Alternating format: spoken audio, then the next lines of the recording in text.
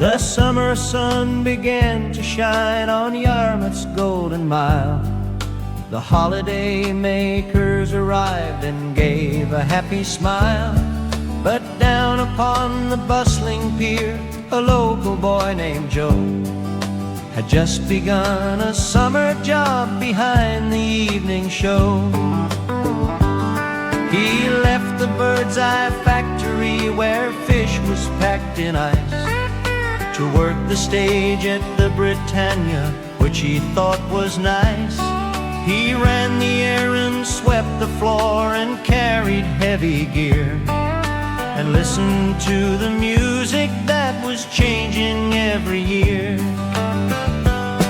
The town was full of neon lights and smells of chips and salt, while teenagers were breaking free and finding old default. The 60s beat was coming fast, a loud and rolling wave, and Joe was right inside the wings, feeling very brave. He bought a record player from a shop on King Street High, and watched the change in fashions as the youth went walking by.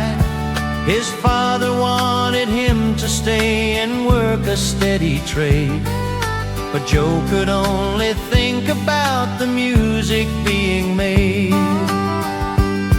One afternoon the trucks arrived, the roadies started loud to set the stage for rock and roll before the weekend crowd.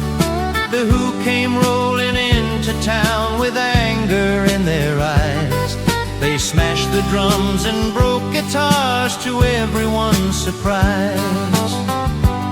Joe handed Pete a towel to wipe the sweat away, and knew that he could never live the old traditional way.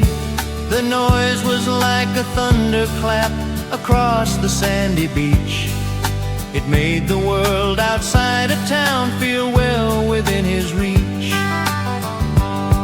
Then later in the summer weeks, a different singer came, a skinny lad with mismatched eyes who had a change in name. Young David Bowie took the stage with his band called The Buzz.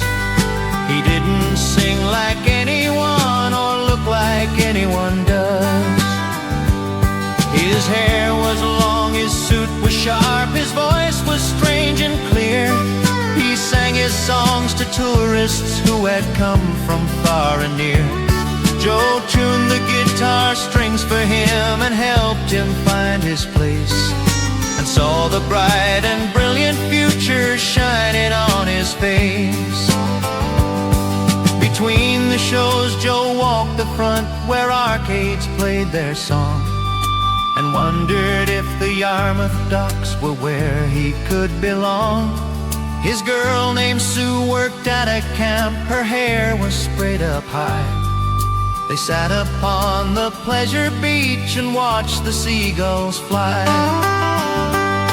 She wanted him to settle down and buy a little plot, but Joe had tasted something else and liked it quite a lot.